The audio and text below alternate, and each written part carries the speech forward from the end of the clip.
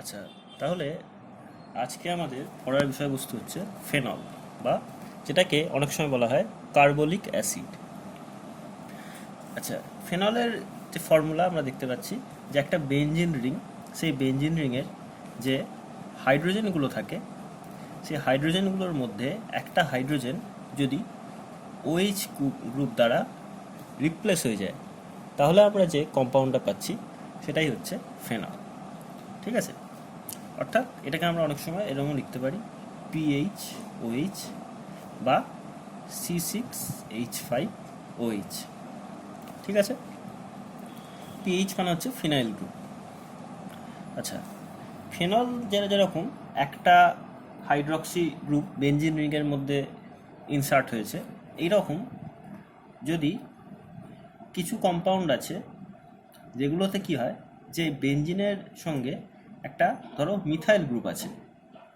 ঠিক আছে, methyl group থাকলে আমরা জানি সেটাকে কি বলা হয় না, টলুইন, তাই তো? তো এই টলুইন অর্থাৎ যেখানে মিথাইল গ্রুপ আছে, সেই মিথাইল গ্রুপের সঙ্গে অর্থ পজিশনে যদি একটা OH গ্রুপ থাকে, তাহলে তাকে বলা হয় অর্থোক্রেসল। অর্থোক্রেসল, বা যদি IUPAC নাম বলি তাহলে কি হবে না, 2 মিথাইল, এটা 1 পজিশন, এটা 2 পজিশন, 2 মিথাইল ফেনল বা অর্থোক্রেসল। আবার একইভাবে যদি এই OH গ্রুপটা CH3 সঙ্গে প্যারা পজিশনে থাকে, তাহলে সেটাকে আমরা বলবো প্যারাক্রেসল। ঠিক আছে। আচ্ছা, আর একটা জিনিস হচ্ছে, এই কম্পাউন্ডটার দিকে লক্ষ্য করো, এটা হচ্ছে CH2OH। এইটা আর ফেনল কিন্তু সম্পূর্ণ আলাদা। ডিফারেন্সটা কোথায়? এটাকে আমরা দেখতে পাচ্ছি যে বেনজিন রিংয়ের সঙ্গে OH গ্রুপটা ডাইরেক্টলি কিন্তু অ্যাটাচড নয়, আর একটা কার্বন CH2 তার সঙ্গে OH গ্রুপটা অ্যাটাচড আছে। এটাকে আমরা বলছি বেনজাইল অ্যালকোহল। ঠিক আছে, আর এটা হচ্ছে ফেনল। ফেনলের যে স্পেশালিটি হচ্ছে, যদি ফেনলের স্ট্রাকচার আমরা দেখি, তাহলে ফেনলের প্রত্যেকটা কার্বন বেনজিনের, এগুলো হচ্ছে সব কি না sp2 হাইব্রিডাইজড। সেই sp2 হাইব্রিডাইজড কার্বনের সঙ্গে কিন্তু OH গ্রুপটা যুক্ত আছে। আর যদি আমরা বেনজাইল অ্যালকোহলটা দেখি, বেনজাইল অ্যালকোহলের ক্ষেত্রে কি হচ্ছে, এখানে কিন্তু এই কার্বনটা sp2, কিন্তু এই কার্বনের সঙ্গে তো OH গ্রুপ নেই, OH গ্রুপ আছে এর পরের কার্বনটা। এই কার্বনটা কিভাবে আমরা লিখলে দেখতে পারবো, এই যে এখানে একটা হাইড্রোজেন, এখানে একটা হাইড্রোজেন, আর এখানে একটা OH আছে, তাই তো? অর্থাৎ এই কার্বনটা চারদিকে ভ্যালেন্সি, অর্থাৎ এটা হচ্ছে একটা sp3 কার্বন। অর্থাৎ এই OHটা এখানে sp3 কার্বনের সঙ্গে যুক্ত আছে, যেটা এখানে sp2 এর সঙ্গে ছিল, তাই তো? আচ্ছা, এবার আমরা পড়বো হচ্ছে কিছু প্রিপারেশন অফ ফেনল। আচ্ছা, ফেনলের প্রিপারেশন সব থেকে বেশি ফেনল প্রিপেয়ার করা হয় মেনলি কোল টার, অর্থাৎ যাকে আমরা বলি আলকাতরা। সেই আলকাতরা থেকে, আলকাতরাকে যদি ফ্র্যাকশনাল ডিস্টিলেশন করা হয়, তাহলে আমরা বিভিন্ন টেম্পারেচারে বিভিন্ন জিনিস পেতে পারি। তো তার মধ্যে একটা যেটা 170 ডিগ্রি সেন্টিগ্রেড থেকে 230 ডিগ্রি সেন্টিগ্রেড এর মধ্যে যে লিকুইডটা আমরা পাই ফ্র্যাকশনাল ডিস্টিলেশনের মাধ্যমে, সেটাকে বলা হচ্ছে মিডল অয়েল। এই মিডল অয়েলের একটা মেন কম্পোনেন্ট হচ্ছে এই ফেনল। এর মধ্যে প্রায় 25 to 40% ফেনল থাকে, এছাড়াও ন্যাপথলিন থাকে। তো আমাদের যদি এই ফেনলটার প্রয়োজন যেহেতু, তাই আমরা কি করব, এটাকে আলাদা করতে হবে। তো আলাদা করার জন্য কি করতে হবে, এটাকে কুল করতে হবে। এটাকে যদি আমরা ঠান্ডা করি, তাহলে কি হবে না, এই যে ন্যাপথালিন যেটা আছে, ন্যাপথালিনটা ক্রিস্টালাইজড হয়ে যাবে, মানে কেলাসিত হয়ে যাবে, হয়ে তলায় ক্রিস্টাল হয়ে পড়ে যাবে। আর সেই যে ক্রিস্টালগুলোকে আমরা ফিল্টার করে আলাদা করে নেব। তাহলে যে ফিল্টার করার পর যে ফিল্টারটা থাকছে, সেইটা হচ্ছে মেনলি কি না এই ফেনল। তবে এই ফেনলটাকে আরও যদি আমরা পরিষ্কার করে ফেলতে চাই, মানে একদম পিউরিফাই করতে চাই, তাহলে কি করব, এর মধ্যে আমরা 10% NaOH সলিউশন অ্যাড করব, করে হিট করব। তাহলে কি হবে, দেখো এই যে ফেনল, এই ফেনলের যে ওএইচটা আমরা দেখতে পাচ্ছি, ওএইচের মধ্যে একটা হাইড্রোজেনটাকে রিপ্লেস করে ঢুকে যাবে একটা Na গ্রুপ, যেটাকে আমরা বলছি সোডিয়াম ফেনেট। ঠিক আছে, সোডিয়াম ফেনেট এবং H2। এবার এই যে সোডিয়াম ফেনেটটা, এটা কি হবে না দ্রবণের মধ্যে লিকুইফাই, মানে সলিউশন ফেজে থাকবে। আর অন্য যে ওর মধ্যে যে ইমপিউরিটিগুলো আছে সেইগুলো কিন্তু ডিজলভ হবে না, তো সেগুলোকে প্রথমে দূর করে ফেলতে হবে। অর্থাৎ সলিউশনের ফেজে থাকবে শুধু এই সোডিয়াম ফেনেটটা। তারপর কি করতে হবে, দেখো সোডিয়াম ফেনেট, তাহলে মানে এটা একটা সোডিয়াম সল্ট অফ ফেনল। ফেনলটা এখানে একটা অ্যাসিড হিসেবে ট্রিট করতে পারো, তাহলে সেই সোডিয়াম সল্ট অফ ফেনলকে আমরা কি করব, এরপর H2SO4 দিয়ে আমরা এটাকে হিট করতে পারি বা ঝাঁকাতে পারি, অথবা এর মধ্যে দিয়ে কার্বন ডাইঅক্সাইড পাস করতে পারি। যদি H2SO4 দিই তাহলে কি হবে, দেখো তাহলে এখান থেকে এই ON এর মধ্যে থেকে এটা অ্যাসিড বেস যেরকম রিয়াকশান হয়, অর্থাৎ এই Na গ্রুপটা বেরিয়ে গিয়ে আবার OH ঢুকে যাবে, অর্থাৎ ফেনল তৈরি হবে। আর কি হবে না, এখানে যেহেতু এই Na-টা H2SO4 এর সঙ্গে রিয়াকশান করে তৈরি করবে NaHSO4, সোডিয়াম বাইসালফেট। ঠিক আছে, আর যদি এখানে আমরা কার্বন ডাইঅক্সাইড অ্যাড করি, কার্বন ডাইঅক্সাইড পাস করি, তাহলে কি হবে, কার্বন ডাইঅক্সাইড প্লাস H2O এর সঙ্গে অ্যাড হবে, ওই তৈরি করবে সেই ফেনল, আর বাই প্রোডাক্ট হিসেবে তখন তৈরি হবে সোডিয়াম কার্বনেট। অর্থাৎ এটা হচ্ছে ফেনল প্রিপারেশন, তার একটা মেন উপায় হচ্ছে কোল টার থেকে ফেনল তৈরি। ঠিক আছে, আচ্ছা 2 নম্বর হচ্ছে ফ্রম বেনজিন। বেনজিন থেকে কিভাবে ফেনল তৈরি করা যেতে পারে, C6H6 বেনজিন। আচ্ছা, বেনজিনকে যদি আমরা সালফিউরিক অ্যাসিডের সঙ্গে হিট করি তাহলে কি পাবো, দেখো। আচ্ছা, আমরা আগেও এটা দেখেছি যে সালফিউরিক অ্যাসিডকে অনেক সময় এইভাবে লেখা হয় OHSO3H, এটা হচ্ছে কিন্তু সালফিউরিক অ্যাসিড H2SO4। এরকম করলে সুবিধা কি, এই যে SO3H এই গ্রুপটাকে বলে সালফোনিক অ্যাসিড গ্রুপ। এই সালফোনিক অ্যাসিড গ্রুপটা কি হবে, বেনজিনের একটা হাইড্রোজেনকে সরিয়ে দিয়ে সেইখানে অ্যাড হয়ে যাবে। অর্থাৎ এখানে কি পাবো আমরা, benzene sulphonic acid SO3H। Next স্টেপে কি করব, এই যে বেনজিন সালফোনিক অ্যাসিড এটাকে কস্টিক সোডা মানে সোডিয়াম হাইড্রোক্সাইড দিয়ে 300 to 350 ডিগ্রি সেন্টিগ্রেড উষ্ণতায় আমরা হিট করব। তাহলে কি হবে, আচ্ছা এটা সালফোনিক অ্যাসিড গ্রুপ, মানে অ্যাসিড, তার মানে অ্যাসিডের মধ্যে হাইড্রোজেন আছে, তো এই হাইড্রোজেনটা রিপ্লেস হয়ে গিয়ে ঢুকে যাবে সোডিয়াম, তাই তো, যেরকম অ্যাসিড বেস রিয়াকশনের মতো। তাহলে কি হবে, এখানে SO3Na তৈরি হবে। অর্থাৎ এটা হচ্ছে সোডিয়াম বেনজিন সালফোনেট, অর্থাৎ sodium salt of benzene sulphonic acid. ঠিক আছে, এইবার কি করব, এইটাকে আমরা NaOH দিয়ে হিট করব 300 ডিগ্রি সেন্টিগ্রেডে। তাহলে কি হবে, এবার এই যে SO3Na এই SO3Na থেকে কি হবে, SO2 যে গ্রুপটা এটা বেরিয়ে চলে যাবে। অর্থাৎ SO2 বেরিয়ে চলে গেল, SO2 মানে হচ্ছে সালফার ডাইঅক্সাইড। তাহলে কি পড়ে থাকলো এখানে ONA। আচ্ছা, ONA মানে কি বলো দেখি, OH থাকলে তাকে বলে ফেনল, তাহলে ONA মানে হচ্ছে কি, সোডিয়াম সল্ট অফ ফেনল, তার মানে সোডিয়াম ফেনেট, তাই তো, সোডিয়াম ফেনেট। বইতে আছে, আমি আলাদা করে সব লিখছি না, সোডিয়াম ফেনেট। তারপর এই সোডিয়াম ফেনেট যেটা পেলাম, এই সোডিয়াম ফেনেটটাকে আমরা কার্বন ডাইঅক্সাইড বা SO2 যাই হোক যদি পাস করাই এর মধ্যে দিয়ে, তাহলে আগে যেরকম দেখেছিলাম, অর্থাৎ সোডিয়াম সল্টটা এটা ওয়াটার, তাহলে কি হবে, সোডিয়াম সল্টটা আবার ফেনলে পরিণত হবে। অর্থাৎ ফেনল আমরা এখান থেকে এভাবে পেতে পারি। ঠিক আছে, তাহলে এটা হলো একটা আমাদের ফেনল প্রিপারেশন ফ্রম বেনজিন। আচ্ছা, 3 নম্বর তিন নম্বর হচ্ছে ডায়াজোনিয়াম ক্লোরাইড থেকে, ফ্রম ডায়াজোনিয়াম ক্লোরাইড। ডায়াজোনিয়াম ক্লোরাইডের নাম আমরা অনেক জায়গায় পাচ্ছি, তার মধ্যে দেখবে এটা হচ্ছে এরম দেখতে হয়, N+N Cl, ঠিক আছে, বেনজিন ডায়াজোনিয়াম ক্লোরাইড। একে যদি আমরা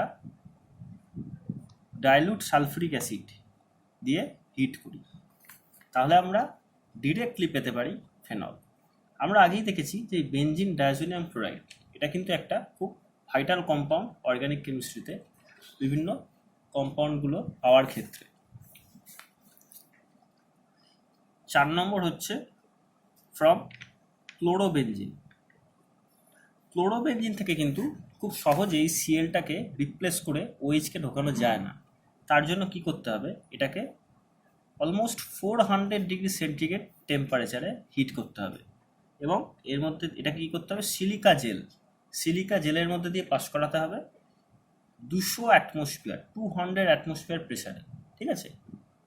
তবেই কিন্তু এই সিএল গ্রুপটা বেরিয়ে যাবে, এবং তখন এর মধ্যে আমরা যদি স্টিম পাস করাই, অবশ্যই পুরো কন্ডিশনের মধ্যে দিয়ে আমাকে স্টিমটা অবশ্যই পাস করাতে হবে, তবেই তো সিএলটা খুলে গিয়ে সেখানে ওএইচ ঢুকবে, তবেই কিন্তু আমার ফেনল পাবো আমরা, প্লাস বাই প্রোডাক্ট হিসেবে HCl তৈরি হবে।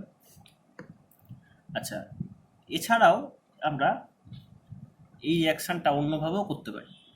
সেখানে আমরা কি করব, 400 ডিগ্রি সেন্টিগ্রেড উষ্ণতা, খালি এখানে যেমন সিলিকা জেল নিয়েছিলাম তার জায়গায় নেব কপার ক্যাটালিস্ট আর 200 অ্যাটমসফিয়ার প্রেশার, আর এখানে যেরকম ওয়াটার, অর্থাৎ স্টিম, জলীয় বাষ্প চালনা করাতে হবে 100 ডিগ্রি সেন্টিগ্রেড উষ্ণতার জলীয় বাষ্প, তাহলেও আমরা এখানে ফেনল পেতে পারি।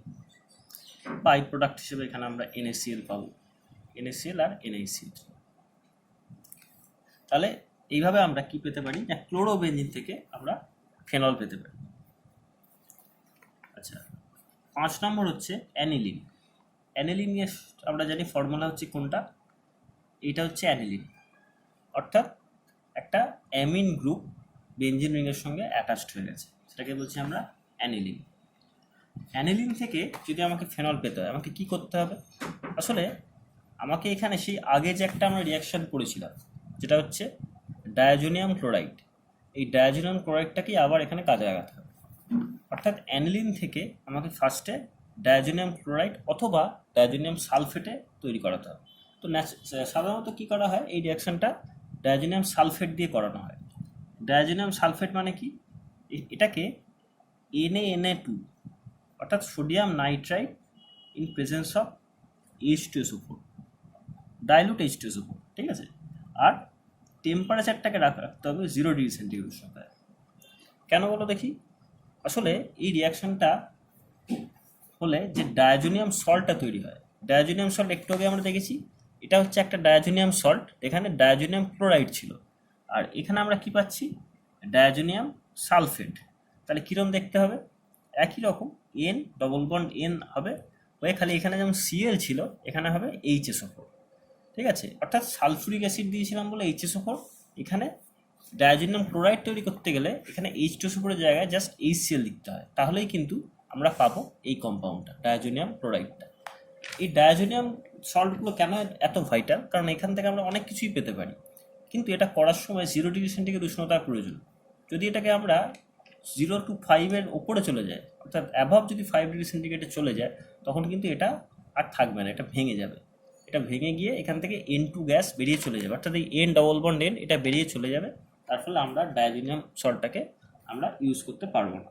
ওই জন্য এটাকে 0 ডিগ্রি অর্থাৎ বরফের মধ্যে রিয়াকশানটা করানো হচ্ছে, বরফের পাশে আশেপাশে রেখে রিয়াকশানটা করাতে হবে। এবার কি করব, এবার এটাকে জাস্ট H3O+, অর্থাৎ গরম জল, অল্প বেনজিন ডায়াজোনিয়াম সালফেট যে কম্পাউন্ডটা তৈরি হলো, এটা কিন্তু ফার্স্টে তৈরি হয়ে গেল, তারপর এটাকে আমরা কি করব না, H3O+ মানে কি ডাইলুট সালফুরিক অ্যাসিড, ঠিক আছে, মানে H2SO4 আর H2 অ্যাড করলে এটাকে হাইড্রোলিসিস হয়ে আমরা পেয়ে যাবো এখান থেকে ফেনল। এটাও কিন্তু একটা ফেনলের প্রিপারেশন। এরপরে যেটা সেটা হচ্ছে আমরা 5টা এখানে করেছি। 6 নম্বর হচ্ছে ফ্রম কিউমিন। কিউমিন একটা কম্পাউন্ড। কিউমিনকে অনেক সময় বলা হয় আইসোপ্রোপাইল বেনজিন। আইসোপ্রোপাইল বেনজিন থেকে আমরা কিভাবে পেতে পারি? আচ্ছা, আইসোপ্রোপাইল বেনজিনটা তাহলে কি? আচ্ছা, তাহলে C6H6 হচ্ছে বেনজিন। এর সঙ্গে যদি আমরা propene CH3CH double bond CH2, এটা হচ্ছে প্রোপিন। এই প্রোপিনের সঙ্গে যদি বেনজিনের রিয়াকশন করানো হয় in presence of sulphuric acid, তাহলে আমরা পাই কিউমিন। কিউমিন আসলে কিছুই নয়, এই পুরো গ্রুপটা, ঠিক আছে, এই পুরো গ্রুপটা এখানে অ্যাড হয়ে যাচ্ছে। অ্যাড হচ্ছে কোথা দিয়ে? এই কার্বন দিয়ে। অর্থাৎ যে প্রোডাক্টটা পাচ্ছি আমরা সেটা হচ্ছে কীরকম, এইভাবে লিখলে বুঝতে সুবিধা হবে হয়তো। এখানে একটা CH, দুটো CH3, এই গ্রুপটাকে আমরা জানি আইসোপ্রোপাইল গ্রুপ বলে, তাই তো, Me2CH। তাহলে এটা হচ্ছে Me2CH। এই Me2CHটা আসছে কোথা থেকে? না, এই কিউমিনের সঙ্গে, এই বেনজিনের সঙ্গে যে প্রোপিনের রিয়াকশানে এই পুরো জিনিসটা বেনজিনে একটা হাইড্রোজেনকে রিপ্লেস করে ঢুকে যাচ্ছে, দিয়ে পাওয়া যাচ্ছে আইসোপ্রোপাইল বেনজিন বা কিউমিন। তো আমাদের এখানে কি প্রয়োজন? আমরা এই কিউমিনকে কাজে লাগিয়ে ফেনল তৈরি করব। এটা কিন্তু একটা খুব ভাইটাল রিয়াকশান। তো এখানে কি করতে হবে? কিউমিনটাকে আর একবার লিখছি, CH3CH3H। আচ্ছা, এটাকে জাস্ট অক্সিজেন, অর্থাৎ বায়ুর অক্সিজেনের উপস্থিতিতে অক্সিডাইজ করতে হবে। তাহলে কি হবে? কিউমিনের সঙ্গে রিয়াকশান করে তৈরি হবে কিউমিন হাইড্রোপারক্সাইড। কিউমিন হাইড্রোপারক্সাইডটা কীরকম? আচ্ছা, এখানে এই যে CHটা দেখছো, এখানে একটা COOH তৈরি হয়ে যাবে, ঠিক আছে। অর্থাৎ এখানে যেন মনে হবে এই O2টা যেন এই CH বন্ডের মধ্যে ঢুকে গেছে, তাই না? মনে হচ্ছে যে COOH হয়ে গেছে। এটাকে আমরা বলছি কি? কিউমিন হাইড্রোপারক্সাইড। এই যে কিউমিন হাইড্রোপারক্সাইডটা তৈরি হলো, এইটাকে আমরা কি করবো? এবার অ্যাসিড হাইড্রোলিসিস করব, মানে কি? ডাইলুট HCl, অর্থাৎ HClH2। তাহলে কি পাবো আমরা? এই পুরো বন্ডটা ভেঙে যাবে, এই পুরো গ্রুপটা আলাদা হয়ে যাবে। তার মানে কি হবে? এখানে অ্যাকচুয়ালি এই গ্রুপটা এর মধ্যে থেকে বেরিয়ে আসবে, যা বলতে পারে। অর্থাৎ এখানে এই OHটা থাকবে, তাহলে এই গ্রুপটা বেরিয়ে যাবে। তার মানে এখানে OH হয়ে গেল, আর পড়ে রইল কি? CH3CCH3O। এবার C সিঙ্গেল বন্ড তো থাকতে পারে না, অর্থাৎ এই বন্ডটা এখানে খুলে গেছে ধরো। তাহলে কি পড়ে থাকছে? CH3 double bond O। অর্থাৎ এটা কি কম্পাউন্ড? এটা হচ্ছে অ্যাসিটোন, তাই তো। এইভাবে আমরা কিন্তু কিউমিন থেকে পেতে পারি ফেনল। আচ্ছা, আর একটা বাকি আছে প্রিপারেশান, এটা হচ্ছে কি না স্যালিসাইলেট থেকে। আচ্ছা, স্যালিসাইলেট কি? তার আগে স্যালিসাইলিক অ্যাসিড কাকে বলে? এই কম্পাউন্ডটা OH-COH, অর্থাৎ ফেনলের সঙ্গে একটা কার্বক্সিলিক অ্যাসিড গ্রুপ যদি অর্থ পজিশনে থাকে, এটাকে বলে স্যালিসাইলিক অ্যাসিড। এটার নাম হচ্ছে এইটা। বা এটাকে অনেক সময় অর্থ হাইড্রক্সি বেঞ্জয়িক অ্যাসিড আমরা বলতে পারি, অর্থ পজিশনে হাইড্রক্সি বেঞ্জয়িক অ্যাসিড। তো এই স্যালিসাইলিক অ্যাসিডের সঙ্গে যদি আমরা সোডা লাই, স্যালিসাইলিক অ্যাসিডের সঙ্গে না, স্যালিসাইলিক অ্যাসিডকে প্রথমে আমরা কি করব? NaOH দিয়ে ট্রিট করে এটাকে আমরা যদি পাই salicylate, sodium salicylate. Sodium salicylate মানে কি? এখানে একটা OH আছে আর এখানে একটা COONA আছে, এটাকে বলি আমরা সোডিয়াম স্যালিসাইলেট। অর্থাৎ স্যালিসাইলিক অ্যাসিডের সোডিয়াম সল্ট, এটা তো একটা কার্বক্সিলিক অ্যাসিড, তার এইচটা বেরিয়ে গেলে ওটা থাকে সোডিয়াম। এবার কি করব? এটাকে সোডা লাইম দিয়ে হিট করব, অর্থাৎ NaOH-CO দিয়ে হিট করব। তাহলে কি হবে? তাহলে এই যে CO গ্রুপটা পুরো বেরিয়ে চলে যাবে, অর্থাৎ কার্বন ডাইঅক্সাইড গ্যাস বেরিয়ে যাবে, এটা খুলে বেরিয়ে যাবে, পড়ে থাকবে সাথে OHটা। আর যেহেতু আমরা NaOH কন্ডিশনে দিচ্ছি, OHটা কিন্তু আর OH থাকবে না, হয়ে যাবে ONA, তাই তো, সোডিয়াম হাইড্রোক্সাইডের প্রেজেন্সে। অর্থাৎ আমরা পাচ্ছি ONA, অর্থাৎ সোডিয়াম ফেনেট। নেক্সট আমরা কি করব? যেরকম করি, অর্থাৎ HCl আর H2, মানে ডাইলুট হাইড্রোক্লোরিক অ্যাসিড, তার প্রেজেন্সে রিঅ্যাকশানটা হয়ে যাবে কি না ফেনল। তাহলে এগুলো হলো ফেনলের প্রিপারেশন, ঠিক আছে।